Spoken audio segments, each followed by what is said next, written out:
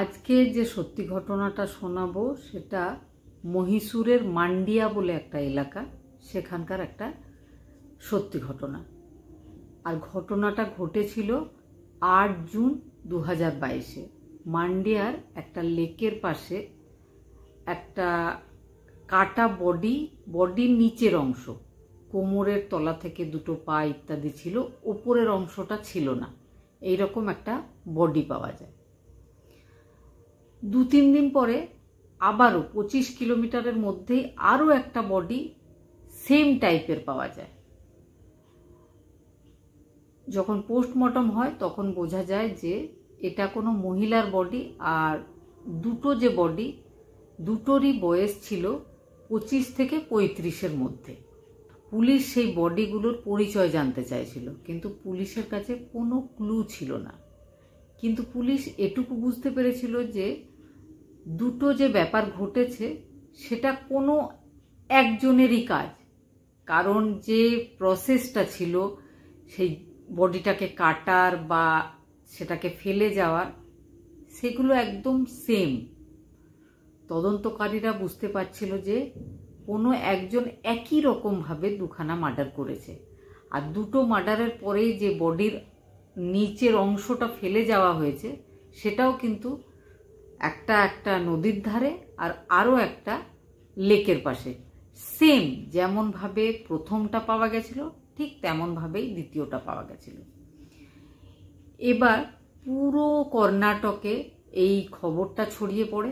সবাই পুলিশ টিমকে রিকোয়েস্ট করতে থাকে যে যে কোনোভাবে তাড়াতাড়ি অপরাধীদের খুঁজে বের করতে হবে, কারণ মেয়েরা না হলে সেফ নয়।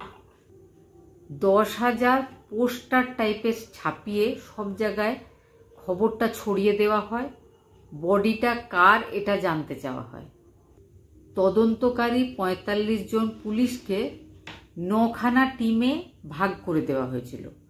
9খানা টিম কর্ণাটকের বিভিন্ন অংশে ঘুরে ছড়িয়ে ছিটিয়ে তারা খোঁজ নেওয়ার চেষ্টা করছিল যে ওই সময়ে, যে সময়ে বডিগুলো পাওয়া গেছে সেই সময়ে কোনো 25 থেকে 35 বছর বয়সী মহিলার মিসিং ডায়েরি রয়েছে কিনা। তো তদন্তকারী অফিসারেরা জানায় যে 1116 জন মহিলা ওই বয়সী বা ওই সময় নিখোঁজ রয়েছে।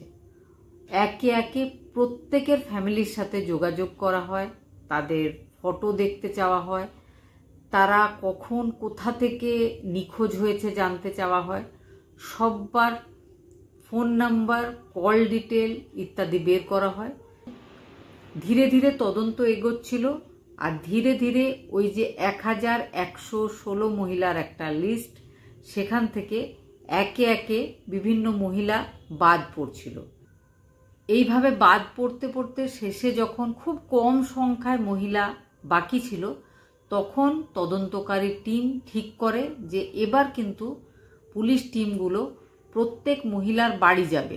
বাড়ি যাওয়ার পরে তাদের ফ্যামিলির সাথে কথা বলবে, যারা মিসিং আছে তাদের ফটো দেখতে চাইবে, কোথা থেকে মিসিং হয়েছিল এই সমস্ত ব্যাপারগুলো তাদের সাথে আলোচনা করবে। তারপরে দেখা যাক যে কি হচ্ছে।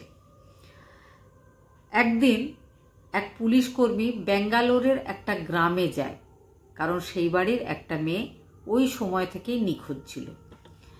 তো তাদের সাথে কথা বলে, কথা বলার পরে তাদের কাছে ফটো দেখতে চায়, যে তাদের মেয়ের কোনো ফটো যদি তাদের কাছে থেকে থাকে তাহলে একটু সুবিধা হয়। তারা যে ফটোটা দেখিয়েছিল সেই ফটোটা দেখে পুলিশ কর্মী চিনতে পারে যে বডি একটা পাওয়া গেছিল, সেই বডির নিচের অংশটা পাওয়া গেছিল, আগেই বলেছি।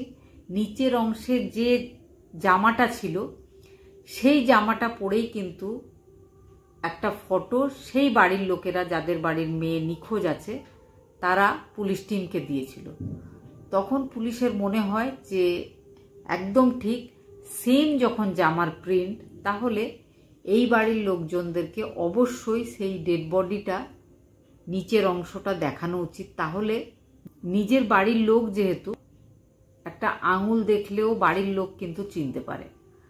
তো সেই ফ্যামিলির লোকজনদেরকে নিয়ে যাওয়া হয়। নিয়ে যাওয়ার পরে সেই বডির নিচের অংশটা, যেটা মর্গে রাখা ছিল সুরক্ষিত, দেখানো হয়। বাড়ির লোকজন কিন্তু একবার দেখাতেই চিনে ফেলে যে হ্যাঁ, ওটাই তাদের মেয়ে। প্রথম বডিটা পাওয়া গেছিল 8 জুনে।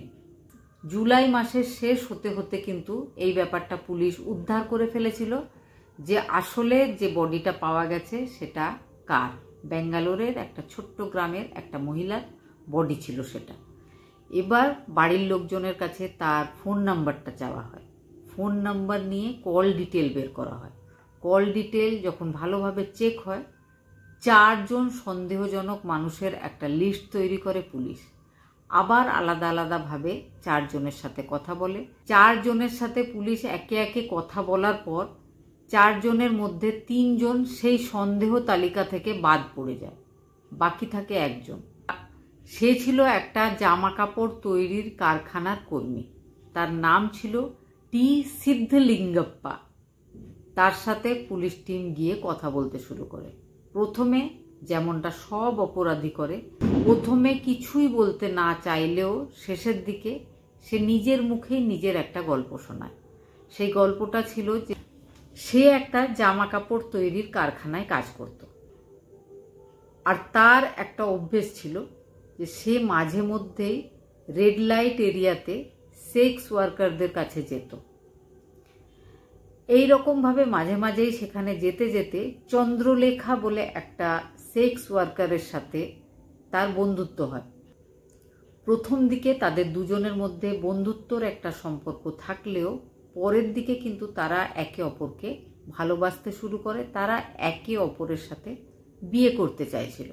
সিদ্ধলিঙ্গপ্পা নিজের গার্লফ্রেন্ড চন্দ্রলেখাকে জিজ্ঞেস করে যে এটা একটা সেক্স ওয়ার্কারদের জায়গা, তোমাকে দেখে তো কোনো ভালো বাড়ির বলে মনে হয়, তো তুমি হঠাৎ এখানে এই এরিয়াতে এই ব্যবসায় এলে কেন?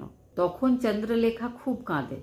কাঁদার পরে সে সিদ্ধলিঙ্গপ্পাকে জানায় যে সে একটা ছোট্ট গ্রামের মেয়ে, তো তার বাড়ির আর্থিক অবস্থা খুব খারাপ ছিল, তার ফ্যামিলি খুব গরিব ছিল।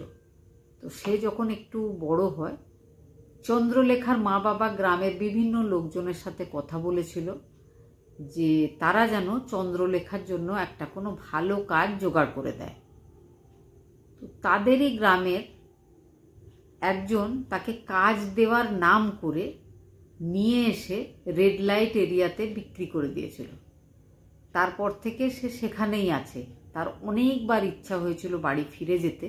তারপর চন্দ্রলেখার মনে হয়েছিল যে তার বাড়ির লোকেরা যদি সম্পূর্ণভাবে কথাগুলো জানতে পারে, তারা কিন্তু তাকে সাপোর্ট করবে না, তারা হয়তো বাড়িতেও রাখবে না, তারা তার উপরেই রেগে যাবে। সে কি পরিস্থিতিতে এখানে এসে পৌঁছেছে সেটা কিন্তু কেউ বুঝবে না। সেই জন্য সে আর বাড়ির লোকজনকে কিছুই বলেনি।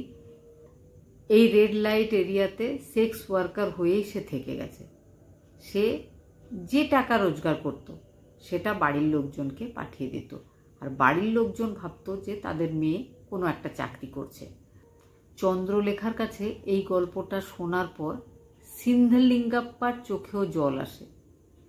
সে চন্দ্রলেখাকে বলে যে যাদের জন্য তোমার আজ এই অবস্থা, আমি কিন্তু তাদের কাছে বদলা নেবই। তুমি নাম বলো যে এই ঘটনার সাথে, মানে তোমাকে যে এখানে এসে বিক্রি করে দেওয়া হয়েছে, তো কে কে ছিল? তো চন্দ্রলেখা 7খানা নাম বলে। তার মধ্যে 4 জন ছিল মহিলা আর বাকি কজন ছিল পুরুষ। এই কথাগুলো শোনার পরে সিদ্ধলিঙ্গপ্পা একটা লিস্ট তৈরি করে। তাদের বাড়ি কোথায়, তারা কি কাজ করে, তাদেরকে কোথায় গেলে পাওয়া যাবে, এই সমস্ত ব্যাপারগুলো সে চন্দ্রলেখার কাছে জেনে নেয়। আর চন্দ্রলেখাকে বলে যে এই 7 জনের কাছে আমাদেরকে বদলা নিতেই হবে, কারণ এই 7 জনের জন্য তুমি আজকে এই এরিয়াতে রয়েছো। চন্দ্রলেখাও কিন্তু খুব খুশি হয় সিদ্ধলিঙ্গপ্পার কথা শুনে। মে মাসের শুরুতে সিদ্ধলিঙ্গপ্পা ওই যে 4 জন মহিলার কথা চন্দ্রলেখা তাকে বলেছিল, সেই মহিলাদের মধ্যে একজনকে ডাকে। আসলে সেও ছিল একজন সেক্স ওয়ার্কার। তাকে ডাকে নিজের বাড়িতে ডেকে তাকে শ্বাসরোধ করে খুন করে। মেরে ফেলার পরে বডিটাকে 2 ভাগে ভাগ করে। এক ভাগটাকে ছোট ছোট করে কেটে শহরের বিভিন্ন অংশে ছড়িয়ে দেয়, আর যে নিচের পোর্শনটা সেটা একটা লেকের পাশে গিয়ে রেখে আসে গভীর রাত্রে। বাইক চালিয়ে গেছিল, পেছনে বসেছিল চন্দ্রলেখা। চন্দ্রলেখা তাকে তার এই কাজে পুরো হেল্প করেছিল, এমনকি বডিটা নষ্ট করার জন্য বা যেখানে সেখানে ফেলে দেওয়ার জন্য তখনও কিন্তু তার সঙ্গে সব সময় চন্দ্রলেখা ছিল। সিদ্ধলিঙ্গপ্পা মাঝে মাঝেই চন্দ্রলেখাকে নিজের বাড়িতে নিয়ে আসতো, নিজের বাড়িতে রাখতো। সেই রকমই একদিন 2022 মে মাস 30 তারিখ আবারও আরেকজন মহিলা সেক্স ওয়ার্কারকে নিজের বাড়িতে ডাকা হয়। ডাকার পরে তাকে নেশার কোনো জিনিস খাইয়ে দিয়ে তারও সেমভাবে বডিটা দুভাগে ভাগ করা হয়। ভাগ করার পরে বেটানহাল্লি বলে একটা নদী আছে, সেখানে নিচের পোর্শনটা সেই নদীর পাশে ফেলে রেখে আসে, আর বাকি পোর্শনটাকে বিভিন্ন জায়গায় নালায়, জঙ্গলে, যেখানে হয়তো ধরা পড়ার কোনো চান্স থাকবে না সেখানে ফেলে আসে। তারপরে আসে 7 জুন 2022।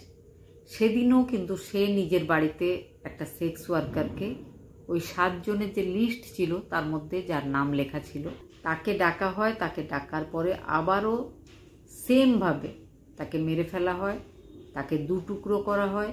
নিচের টুকরোটা আবার একটা লেকের পাশে গিয়ে ফেলে দেওয়া হয়। আর তার এই সমস্ত কাজে তাকে হেল্প করছিল তার গার্লফ্রেন্ড চন্দ্রলেখা। 3খানা মার্ডার করার পর সিদ্ধলিঙ্গপ্পা পুলিশের কাছে ধরা পড়ে। ধরা পড়ার পরে তার কাছেই এই সমস্ত গল্পটা পুলিশ জানতে পারে। তাকে জিজ্ঞেস করা হয় যে বাকি আর কজন ছিল বা তাদের নাম কি। পুলিশের জিজ্ঞাসাবাদের সময় সিদ্ধলিঙ্গপ্পা পুলিশকে জানিয়েছে যে সে 3খানা মার্ডার করে ফেলেছে, কিন্তু 2টো মার্ডার করার পর তার মনে হয়েছে যে সে খুব বুদ্ধিমান, সে খুব ভালো একটা সিরিয়াল কিলার, কারণ সে মানুষকে মারছে, পুলিশ বুঝতেও পারছে না, তাকে খুঁজছেও না। সেই জন্য এবার থেকে সে এইভাবেই মানুষকে মারবে। পুলিশ তাকে বলে সে 3 জনকে অলরেডি মেরে ফেলেছিল আর তার 4 জনকে মারতে বাকি ছিল। তখন সে বলেছিল না, সে মনে মনে ঠিক করেছে সে আরো 5 জনকে মেরে ফেলবে। পুলিশ জিজ্ঞেস করে কিন্তু তোমার গার্লফ্রেন্ড চন্দ্রলেখা, সে তো মাত্র 7 জনের নাম বলেছিল, তাহলে তুমি 8 জনকে মেরে ফেলবে ঠিক করেছো কেন? তখন সে পুলিশকে জানিয়েছিল কাউকে মেরে ফেলতে তার খুব ভালো লাগে, আর মেরে ফেলার পরে যখন পুলিশ তাকে ধরতে পারে না বা পুলিশ জানতেও পারে না, তখনও তার খুব ভালো লাগে, নিজেকে খুব ট্যালেন্টেড, খুব বুদ্ধিমান বলে মনে হয়। 3খানা মার্ডার করার পর তার মনে হয়েছিল যদি কোনোদিন পুলিশ তাকে অ্যারেস্ট করে তো কোনো না কোনোভাবে তারা চন্দ্রলেখার ব্যাপারেও জানতে পারবে। চন্দ্রলেখার কাছে তখন জিজ্ঞাসাবাদ হবে। সে কিন্তু নিজের এই ক্রাইমের ব্যাপারে কখনো মুখ খুলবে না, কিন্তু হয়তো চন্দ্রলেখা মুখ খুলতে পারে। চন্দ্রলেখার জন্যই হয়তো তাকে ধরা পড়তে হবে বা হয়তো তার ফাঁসিও হয়ে যাবে। সেই জন্য নিজেকে বাঁচার জন্য বা লোকজনকে মারার পরে যে মনে তৃপ্তি হচ্ছে, বারবার যাতে ওই তৃপ্তিটা হয়, সেটা করার জন্য চন্দ্রলেখার আর বেঁচে থাকলে চলবে না। পুলিশ তাকে অ্যারেস্ট করেছিল, ঠিক তার পরের দিনে প্ল্যানিং ছিল যে সে চন্দ্রলেখাকে মেরে ফেলবে, কিন্তু হয়তো চন্দ্রলেখা লাকি ছিল, তার সেই মুহূর্তে বা তার নিজের বয়ফ্রেন্ডের হাতে মৃত্যু ছিল না।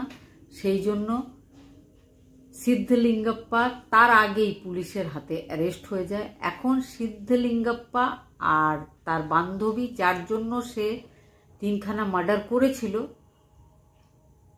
তাকেও পুলিশ কাস্টাডিতে রাখা আছে, কারণ চন্দ্রলেখা সবসময় এই কাজগুলোতে সিদ্ধলিঙ্গপ্পাকে হেল্প করেছিল। এটাই ছিল একজন অদ্ভুত সিরিয়াল কিলারের ঘটনা, যে নিজের ভালোবাসার মানুষের জীবনে দুঃখ এনে দেওয়ার জন্য 7 জন অপরাধীকে তাদের অপরাধের শাস্তি দেবে ঠিক করে, যার জন্য সে এই অপরাধগুলো করছিল, তার পরের দিকে মনে হয় যে এই অপরাধগুলোকে লুকিয়ে রাখার জন্য বা এই অপরাধগুলোতে যে মজা সে পাচ্ছে সেইগুলোকে পেতে থাকার জন্য, যার জন্য সে অপরাধগুলো করতে শুরু করেছিল, তাকেও সে মেরে ফেলবে।